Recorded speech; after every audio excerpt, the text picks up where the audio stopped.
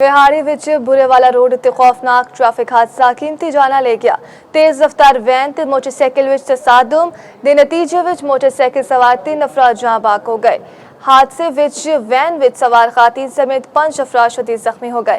हादसे की इतला मिलते रेस्क्यू 1122 की इमदादी टीमां मौके उत्ते अपड़ गईयां ते जख्मियां नूं DHQ हस्पताल विहाड़ी मुंतकिल कर दिता गया, जिथे 2 जख्मियां की हालत तशवीशनाक दसी जा रही है। जहां बाक होने वालियां दी शनाख्त 16 साला शहबाज, 20 साला अमीर हमजा ते 21 साला इरफान दे नावत हुई। तीनों नौजवान दोस्त सन ते दोस्तां नाल मिल के वापस घर जा रहे सन।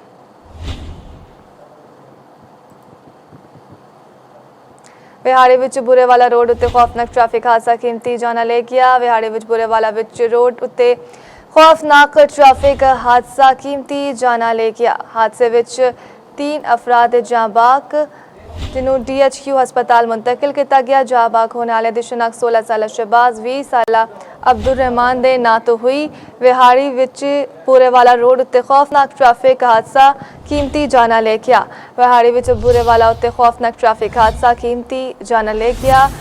मरण वालियां दी शनाख्त भी कर ली गई है। विहाड़ी विच बूरेवाला रोड उत्ते खौफनाक ट्रैफिक हादसा कीमती जाना ले गया।